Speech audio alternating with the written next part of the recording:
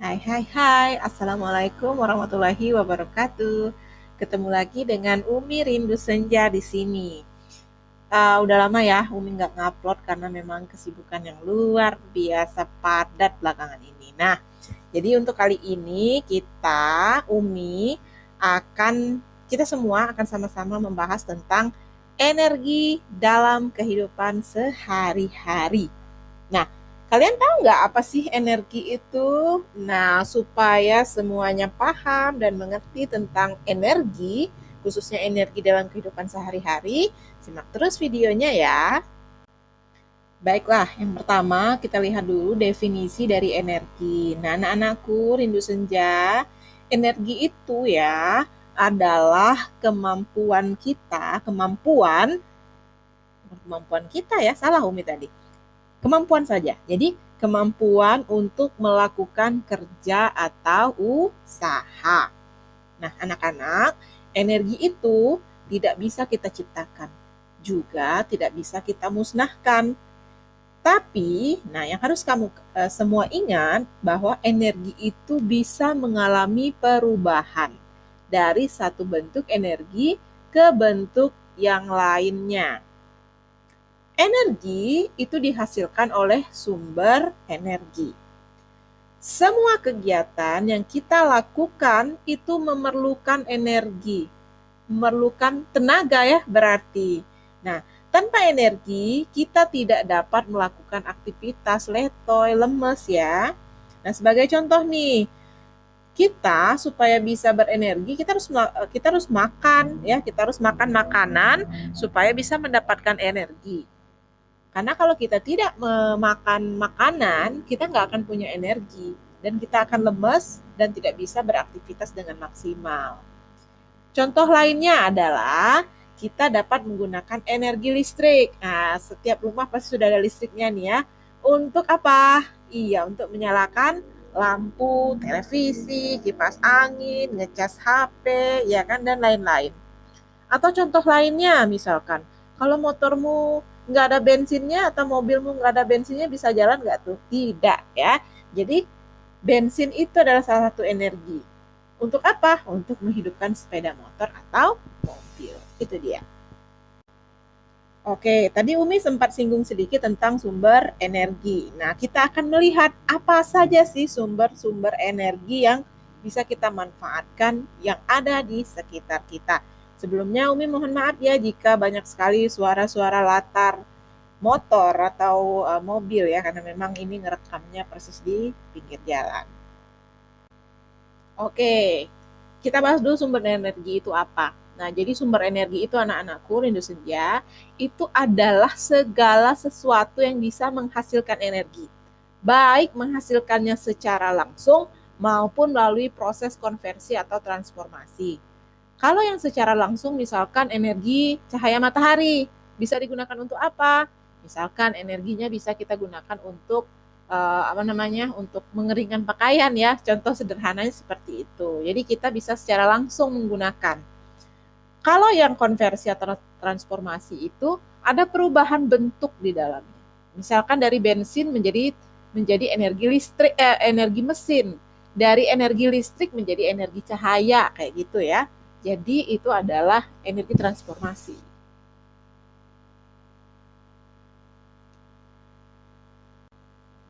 Nah, kalau ngomong-ngomong sumber energi banyak sekali ya, banyak sekali sumber-sumber energi yang ada di sekitar kita.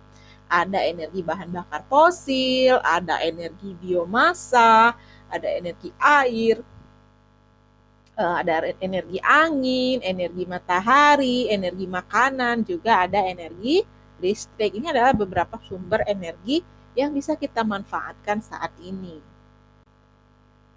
Baiklah, kita akan bahas satu persatu ya sumber-sumber energi yang sudah Umi jelaskan sebelumnya. Yang pertama nih, yaitu energi bahan bakar fosil. Apa itu energi bahan bakar fosil?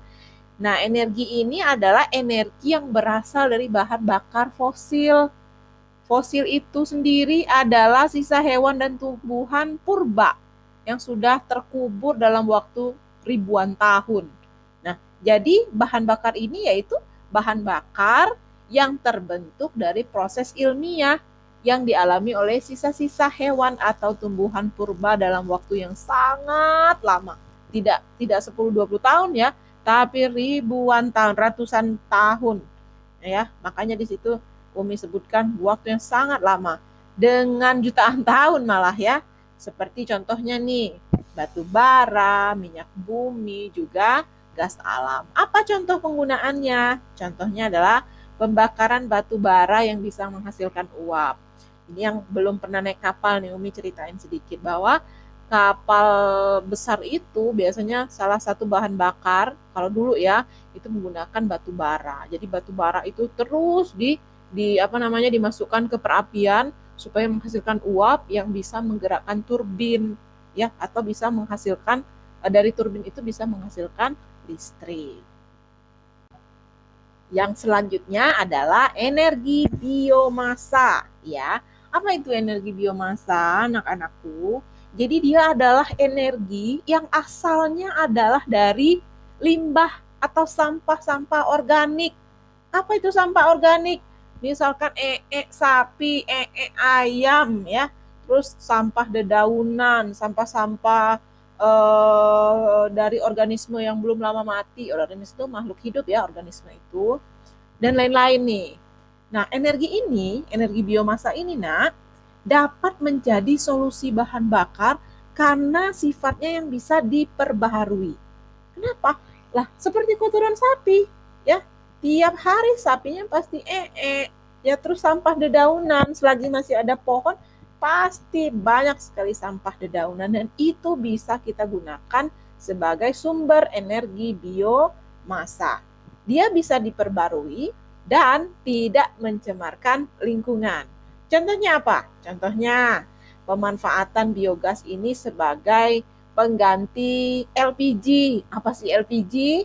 LPG itu yang gas itu loh ya, yang tabung hijau atau tabung biru atau tabung pink yang bisa kita gunakan masak. Nah, itu bisa kita gunakan sebagai pengganti LPG, sebagai pengganti gas. Ya, karena dia bisa menghasilkan listrik. Jadi kita pakai kompor listrik. Atau uapnya bisa juga digunakan untuk menghidupkan api. Selanjutnya ada energi air. Energi air semua tahu dong ya, adalah energi yang kita dapatkan dengan memanfaatkan gerakan dari air. Nah, di Kelurahan Tes ini di Kabupaten Lebong, Provinsi Bengkulu, ada yang namanya PLTA Tes. Jadi, di sini dia membendung danau Tes itu, kemudian dialirkan melalui sungai-sungai kecil, siring-siring gitu ya. Jadi ketika debit airnya banyak, dia dialihkan airnya. Nah, kenapa dibendung? Supaya dia bisa menggerakkan, ada tenaga untuk menggerakkan generator. Contohnya, nah ini ada nih contohnya nih ya. Pembangkit listrik tenaga air yang memanfaatkan gerakan air untuk menggerakkan kincir sehingga menghasilkan aliran atau energi listrik. Sama kayak PLTA tadi ya. Jadi tenaga air itu digunakan untuk menggerakkan turbin. Turbin itu menggerakkan generator sehingga ada listrik, ya, menghasilkan listrik, suplai listrik, ketersediaan listrik. Yang berikutnya adalah energi angin. Energi angin ini merupakan energi yang dihasilkan dari udara yang berhembus. Contohnya kalau di Indonesia di mana ya? Oh, belum tahu deh ya. Mungkin kalau yang pernah nonton Robo Carpoli, nah yang nonton film kartun Robo Carpoli itu ada kan di lapangan hijau yang luas itu ada kayak baling-baling yang apa namanya di tiang-tiang itu baling-balingnya ada puluhan. Nah, itu adalah pemanfaatan energi angin tuh. Dari baling-baling itu akan menghasilkan tenaga listrik atau energi listrik. Selanjutnya adalah energi matahari. Nah, energi matahari ini adalah sumber energi yang memanfaatkan matahari untuk menyinari atau memberikan energi. Energi matahari ini anak-anakku, rindu senja adalah sumber energi yang paling besar yang ada di bumi. Energi matahari ini selain kita bisa gunakan untuk berbagai macam, untuk menghidupkan listrik, terus untuk kayak mengeringkan bahan makanan, mengeringkan baju, dan lain-lain, energi matahari ini juga bisa dimanfaatkan untuk proses fotosintesis. Betul sekali, karena kunci dari proses fotosintesis adalah adanya cahaya matahari. Itu contohnya sudah bisa dibaca ya. Penggunaan sel surya untuk mengubah energi surya menjadi energi listrik. Luar biasa sekali ya sumber-sumber energi yang ada di sekitar kita. Dari tadi kita ngomongin tentang energi listrik aja ya. Dari air menjadi listrik, dari energi matahari menjadi energi listrik. Nah, energi listrik itu apa? Jadi, dia adalah sumber energi sekunder. Sekunder itu artinya yang kedua. Jadi, sumber energi alternatif lah ya, yang dihasilkan oleh sumber energi lain. Maksudnya apa? Energi listrik ini bisa bersumber dari air, bisa bersumber dari matahari, bisa bersumber juga dari angin. Jadi energi listrik ini adalah energi yang dihasilkan oleh sumber energi lainnya.